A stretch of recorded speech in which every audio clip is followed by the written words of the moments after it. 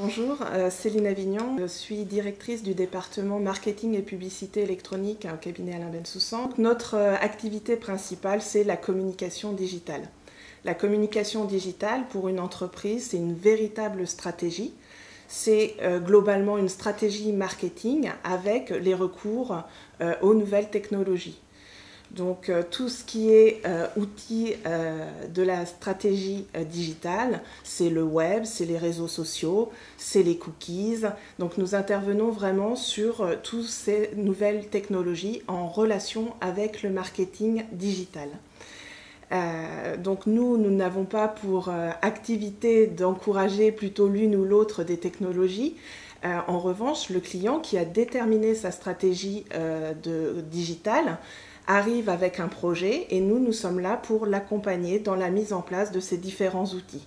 Parce que la palette des outils du marketing digital est extrêmement importante et bien évidemment, le recours à ces outils implique de s'inscrire dans un process de conformité. Titre d'exemple, on va avoir le droit de la consommation qui va trouver à s'appliquer, on va avoir la protection des données, on va avoir le droit de la communication.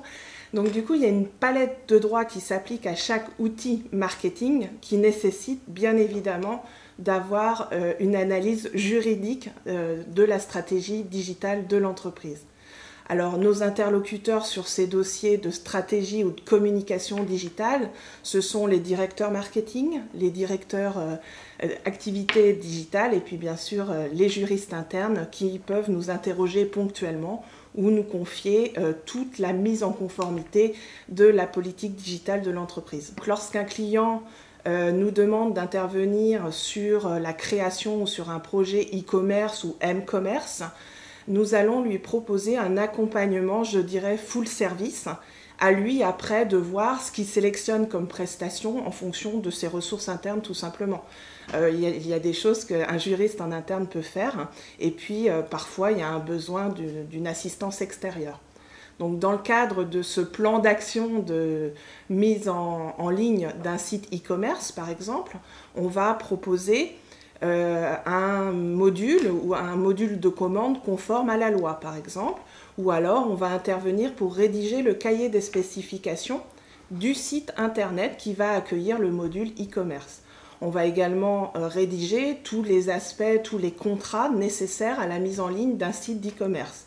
Ça va être le contrat de réalisation du site web, mais ça va être également éventuellement le contrat de développement du module spécifique de commande en ligne, puisque là encore, on a des contraintes légales. Par exemple, une commande en ligne, ça doit respecter un certain nombre de phases, et donc nous, notre travail d'accompagnement de notre client, ça consiste à proposer les bons process de commande, les process conformes à la loi.